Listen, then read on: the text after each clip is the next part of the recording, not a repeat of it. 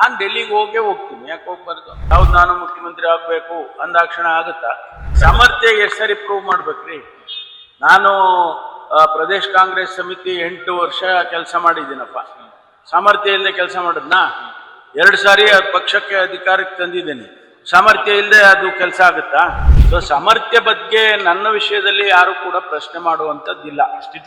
ಇದನ್ನ ನಾವು ರಾಜ್ಯದ ಮುಖ್ಯಮಂತ್ರಿಗಳ ಬಗ್ಗೆ, ಆಯ್ಕೆ ಬಗ್ಗೆ ಆಗಲಿ, ಮುಖ್ಯಮಂತ್ರಿಗಳನ್ನ ಬದಲಾಯಿಸೋದ್ರ ಬಗ್ಗೆ ಆಗಲಿ, ಅದು ಹೈಕಮಾಂಡ್ ನಲ್ಲಿ ಒಂದು ಕ್ಲೋಸ್ ಡೋರ್ನಲ್ಲಿ ಆಗಬೇಕಾದಂಥದ್ದು. ಮತ್ತು ಹೆಚ್ಚಂದ್ರೆ CLP ನಲ್ಲಿ ಆಗಬೇಕು ತೀರ್ಮಾನ, ಅಭಿಪ್ರಾಯಗಳು ಆಗಬೇಕಾಗುತ್ತೆ. ಅದಾದ್ಮೇಲೆ ಹೈಕಮಾಂಡ್ನವರು ಇದೆಲ್ಲ ಸಾಧಕ ಬಾಧಕಗಳನ್ನ ನೋಡಿ ಅವರು ಅಂತಿಮವಾಗಿ ತೀರ್ಮಾನ ಮಾಡ್ತಾರೆ. ಇದು ನಮ್ಮಲ್ಲಿರೋ ಪ್ರೊಸೀಜರ್. ಅನೇಕ ಸಂದರ್ಭದಲ್ಲಿ ಹೇಳಿದ್ದೀನಿ ನಾನು, ಈಗಲೂ ಅಷ್ಟೇ. ಈಗ ನನ್ನ ಹೆಸರು ಕೂಗ್ತಾರೆ, ಕೂಗಿದ ತಕ್ಷಣ ಆಗೋದಿಲ್ಲ, ಅಥವಾ ಯಾರ ಅಭಿಪ್ರಾಯ ಎಕ್ಸ್ಪ್ರೆಸ್ ಮಾಡಿದ ತಕ್ಷಣ ಆಗೋದಿಲ್ಲ. ಹಂಗಂತೇಳಿ ಅದು ತಪ್ಪು ಅಂತ ಕೂಡ ಯಾರು ಹೇಳಕ್ಕಾಗಲ್ಲ. ನಾವು ಕ್ಲೈಮ್ ಮಾಡ್ಕೊಳ್ಳೋದಕ್ಕೆ ಪ್ರಯತ್ನ ಪಡ್ತಿಲ್ಲ. ನಾನು ಹೇಳಿದ್ನಲ್ಲ, ನಾನು ಒಬ್ಬ ಶಿಸ್ತಿನ ಕಾಂಗ್ರೆಸ್ ಪಕ್ಷದ ಸಿಪಾಯಿ. ನಮ್ಮ ಹೈಕಮಾಂಡ್ನವರು ಏನ್ ತೀರ್ಮಾನ ಮಾಡ್ತಾರೆ ಅದನ್ನ ತಿಳ್ಕೊಳ್ಳೋನು ನಾನು. ಅಷ್ಟು ಬಿಟ್ರೆ ನಾವು ಹೋಗಿ ಈಗ ನಾನು ನಿಮ್ಮ ಮುಂದೆ ಹೇಳಿಕೆ ಕೊಡ್ತೀನಿ, ಹೌದು ನಾನು ಮುಖ್ಯಮಂತ್ರಿ ಆಗ್ಬೇಕು ಅಂದಾಕ್ಷಣ ಆಗುತ್ತಾ? ಅದು ಸಾರ್ವಜನಿಕವಾಗಿ ಚರ್ಚೆ ಆಗ್ಬೋದು ಅಷ್ಟೇ. ಆದ್ರೆ ಅದಕ್ಕೆ ಸನ್ನಿವೇಶಗಳು, ಅದಕ್ಕೆ ಬೇಕಾದಂತ ಅದನ್ನ ಚರ್ಚೆ ಮಾಡೋದು ಹೈಕಮಾಂಡ್ನವರು. ನಾವು ಕೂಡ ಸಮರ್ಥರಿದ್ದೀರಿ ಅನ್ನೋ ವಾದನ ಇರುತ್ತೆ. ಸಾಮರ್ಥ್ಯ ಎಷ್ಟು ಸರಿ ಪ್ರೂವ್ ಮಾಡ್ಬೇಕ್ರಿ? ನಾನು ಪ್ರದೇಶ್ ಕಾಂಗ್ರೆಸ್ ಸಮಿತಿ 8 ವರ್ಷ ಕೆಲಸ ಮಾಡಿದ್ದೀನಪ್ಪ. ಸಾಮರ್ಥ್ಯ ಇಲ್ಲದೆ ಕೆಲಸ ಮಾಡಿದ್ನಾ? 2 ಸಾರಿ ಪಕ್ಷಕ್ಕೆ ಅಧಿಕಾರಕ್ಕೆ ತಂದಿದ್ದೀನಿ. ಸಾಮರ್ಥ್ಯ ಇಲ್ಲದೆ ಅದು ಕೆಲಸ ಆಗುತ್ತಾ? ಮತ್ತು ರಾಜ್ಯದ ಉಪಮುಖ್ಯಮಂತ್ರಿಯಾಗಿ ಕೆಲಸ ಮಾಡಿದ್ದೀನಿ. ಸಾಮರ್ಥ್ಯ ಇಲ್ಲದೆ ಉಪಮುಖ್ಯಮಂತ್ರಿ ಮಾಡಕ್ಕಾಗುತ್ತಾ? ಸೊ ಸಾಮರ್ಥ್ಯ ಬಗ್ಗೆ ನನ್ನ ವಿಷಯದಲ್ಲಿ ಯಾರು ಕೂಡ ಪ್ರಶ್ನೆ ಮಾಡುವಂತದ್ದಿಲ್ಲ. I have proved beyond doubt that I am capable. ಆದ್ರೆ ಸನ್ನಿವೇಶಗಳು, ಅದನ್ನ ಪಕ್ಷದ ತೀರ್ಮಾನಗಳು ಆಗ್ಬೇಕಷ್ಟೇ. ನಾನು ಭೇಟಿ ಮಾಡೇ ಇಲ್ಲ.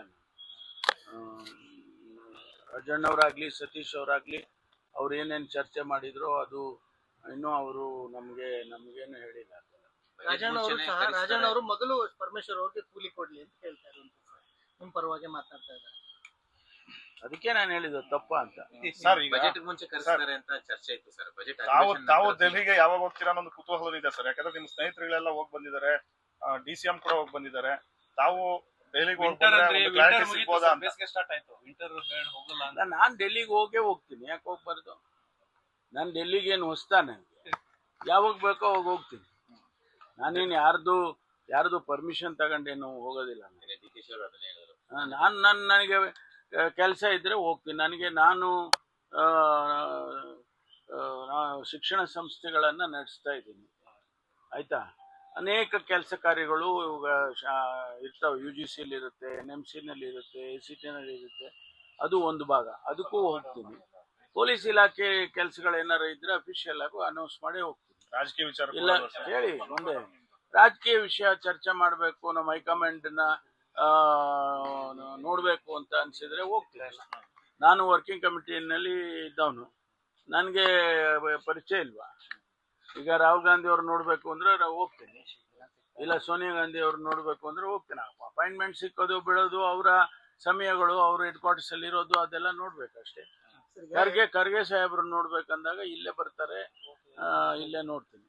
MLA ಗಳ ಜೊತೆಗೆ MLC ಗಳು ಸಹ ಸಚಿವ ಸ್ಥಾನ ಬೇಕು ಅಂತ ಹೇಳಿ ಪತ್ರವನ್ನು ಬರೆದಿರುವಂತದ್ದು ಸರ್.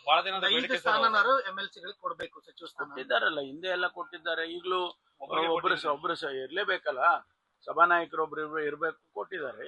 ಹಿಂದೆ 2, 3, 4 ಹಂಗೆಲ್ಲ ಕೊಟ್ಟಿದ್ದಾರೆ. ಕನಿಷ್ಠ 3 ಆದ್ರೂ ಕೊಡಿ ನಮಗೆ ಈ ಬಾರಿ ಅಂತ ಕಮಾಂಡ್ನವರು, ಚೀಫ್ ಮಿನಿಸ್ಟರ್ ಆದವರು ತೀರ್ಮಾನ ಮಾಡಿ. Thank you, sir. One in English.